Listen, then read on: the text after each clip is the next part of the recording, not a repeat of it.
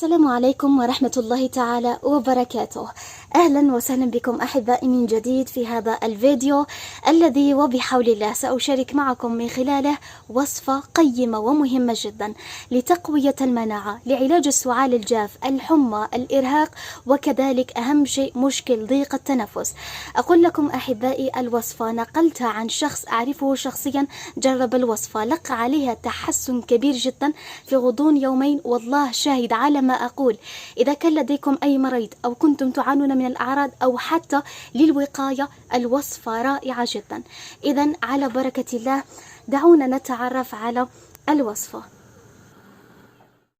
إذا مبدئيا هنا سنأخذ إناء عازل الحرارة، لأن الوصفة هي عبارة عن مشروب ساخن. ونبدأ بالمكون الأول.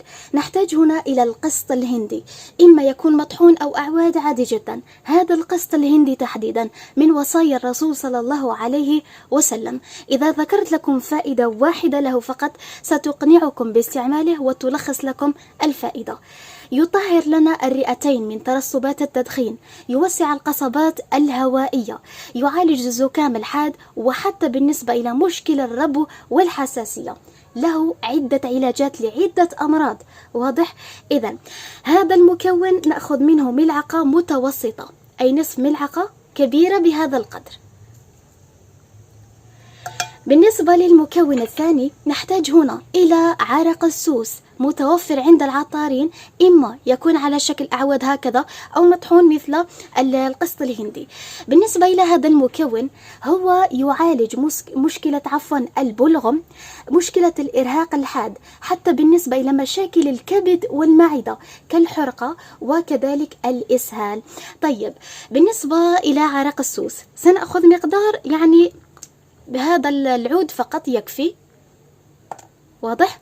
إذن بالنسبة للمكون الثالث، وللأمانة مستعمل وصفة لم يستعمله، هو الكركم، لكن لأبلغ الرسالة يقول من الأحسن لو تؤخذ رأس ملعقة صغيرة مع هذه المكونات.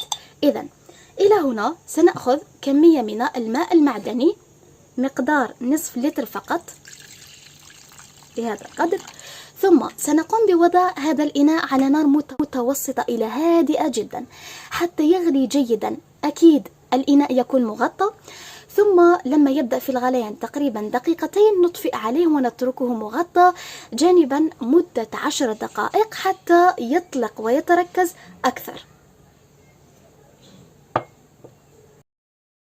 إذا مجددا ها هو المشروب دافئ قليلا. نأخذ كوب، يمكن تصفيته كما يمكن عدم تصفيته، يكون من الأفضل كذلك. نأخذ كوب يكون متوسط. وأخيرا سنضيف آخر مكون وهو عصير الليمون. بالنسبة لعصير الليمون حاولوا في كل المشروبات الساخنة أن تستخدموا عصير الليمون، لأنه يساعد بشكل كبير جدا على حل مشكلة ضيق التنفس. أركز خاصة على هذا المشكل. بالنسبة لعصير الليمون يحل المشكل نهائيا، أعي ما أقول. نقوم بإضافة عصرة واحدة بهذا القدر. هذا الكوب يشرب بدون تحلية، بدون سكر أبيض. واضح؟ يؤخذ ليلا بالنسبة للأشخاص الذين يستعملون الوصفة كوقاية. أما بالنسبة لمستعمل الوصفة لعلاج الأعراض يمكن استعماله بمعدل مرتين في اليوم. أكيد الشفاء بيد الله سبحانه وتعالى، ولعلنا نتخذ بالأسباب. إذا كانت هذه الوصفة، أتمنى أن تنشروها لمرضاكم، وإلى الملتقى في فيديو آخر، والسلام عليكم ورحمة الله تعالى وبركاته.